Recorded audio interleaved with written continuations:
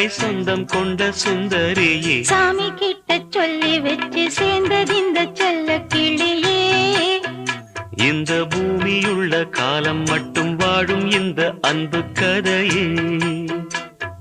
முத்துமணியே பட்டு துணியே ரத்தினமும் முத்தினமும் சேர்ந்து வந்த சித்திரமே சாமி கிட்ட சொல்லி வச்சு சேர்ந்தது இந்த செல்ல கிளியே. இந்த பூமியுள்ள காலம் மட்டும் வாழும் இந்த அன்பு கதையே.